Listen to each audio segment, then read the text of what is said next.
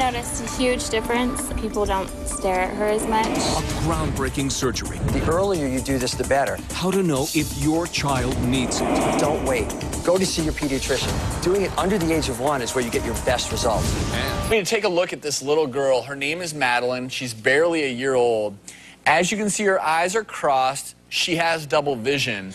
Well, coming up, we're going to take you into the OR for a new surgery that promises to change her appearance and improve her sight. Could your kids be at risk for the same condition? We're going to tell you what you need to know after the break.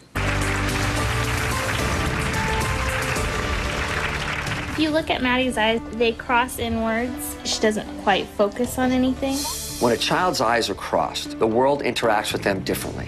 Our plan is to take Madeline from crossed eyes to straight eyes. She's got these 2 muscles on the inner part of her eye that are pulling too hard. We're going to cut them and weaken them, and then her eyes are going to straighten out. I'm concerned as a mother that later on in life she won't be able to do everything that people without the condition can do. I'm afraid that, when she's a teenager, she won't be able to drive, that she won't be able to just enjoy certain things that she would if she had normal vision. If you're a parent, you know how painful it can be to see your kids suffer. Well, Tyler and Delia's daughter, Madeline, was born with crossed eyes, causing her not only to suffer vision problems, but embarrassing stares. Now, a new surgery is offering her hope. At birth, we could tell that her eyes crossed a little bit. If you look at Maddie's eyes, you can see that they cross inwards. They also move around quite a bit. She doesn't quite focus on anything. My immediate reaction was to cry and call my parents and tell them. How did this happen? Why did it happen? Is there anything that we can do to fix it? The thing that we're going to be operating on today, the technical term is esotropia. When a child's eyes are crossed, the world interacts with them differently. Making her look normal will go a long way to having the rest of the world look at her and see what an adorable little child she is. Our plan is to take Madeline from crossed eyes to straight eyes. And she's got these 2 muscles on the inner part of her eye that are pulling too hard. We're going to cut them and weaken them, and then her eyes are going to straighten out. You okay? Okay, nervous, but okay. Yeah. You know what it means to be nervous? It means you're normal. Yeah. Okay. And so it begins. What we're doing right now is using these instruments to hook that muscle we talked about that moves the eye in towards the nose. Now we've got the muscle right there, and we're going to expose it. And I'm going to deglove this covering off the muscle. Now, this suture is about the thickness of a human hair, and we're going to sew the muscle, so I'm passing a needle through a pretty thin area as we do that. Otherwise, it goes into the eyeball, which definitely do not want to do. Now we've got the muscle hooked onto these stitches. Now we're going to get ready to cut this muscle off the eyeball. So you can see already that the right eye is straight and the left eye still turned in. 1 to go.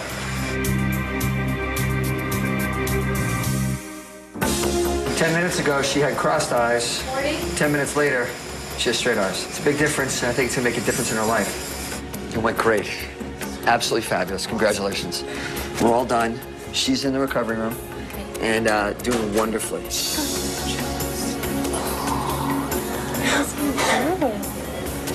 Oh my God. Hey, look at those beautiful eyes. Look at those eyes. Hey, they're gorgeous. Delia and Tyler are here with baby Madeline, as well as Dr. David Granite. He's a pediatric ophthalmologist from the University of California, San Diego. And the surgery was such a success. I want everyone to look at Madeline's eyes before the surgery once again. And let's look at how amazing the transformation has been.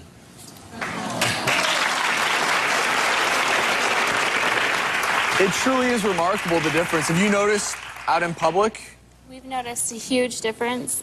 People don't stare at her as much, and she's seeing so much better. We were told not to expect too much of a change in her vision with it, but it's so awesome how much better she's seeing. She's chasing our dog around the house now and, reaching out for things. That's great. Dr. Granite, why don't you explain to us esotropia and strabismus? Sure. Anytime the eyes are misaligned, we call that a strabismus. Maddie had the eyes turned in, and that's what we call esotropia. Or cross eyes? Absolutely. And we take the muscles when you operate on an eye because the control of the muscles is what the issue is. We actually cut the muscle, straighten out the eye, and put the muscle back on and get her looking at the right place. And so it's really important to correct this early.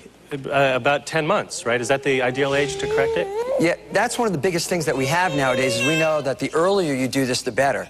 And if we take a look at the animation that we have, you can see why this is so important. If the eyes are looking where you want them to look, then you've got them perfectly lined up and the brain gets equal information from both eyes. But in Maddie's case, when the eyes were crossed, you're not getting that equal information. And one eye's looking and the other eye isn't. And then you've got this information that's going back to the brain and stimulating the brain through the optic nerve. And if that brain doesn't get stimulated, those brain cells don't ever develop. So the first thing you want to do is develop them. Otherwise, they degenerate and they get small and they get atrophied. Essentially, the brain learns to ignore one of the eyes, right? That's and that right. eye will just eventually be blind and it's irreversible, right? If she's 3 or 4 months of age and those eyes are still sitting there crossed, don't wait. Go to see your pediatrician. The pediatrician can evaluate you and get you to somebody like me who can then straighten the eyes out. Doing it under the age of 1 is where you get your best results. So don't wait for a child to grow out of it if the eyes are always sitting there crossed. And her future, glasses, her vision, what's down the road for Yeah, Maddie? we can evaluate any child at any age for glasses.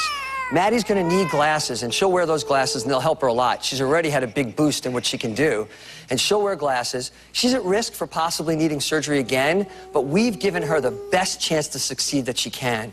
Our job isn't to judge her potential. Our job is to help her reach it, and we've done that by getting the surgery in early. And Tyler, you were pretty emotional on that tape. Yeah, it's always hard to see somebody that you love go through something so, traumatic and life-changing, and then to see the after, a big change from having her look at me with cross-eyed and not knowing if she's been able to focus on me or not, and then having her look at me with straight eyes and like... You know she's focusing in on you. Yeah, I was a little, get you all choked up and stuff.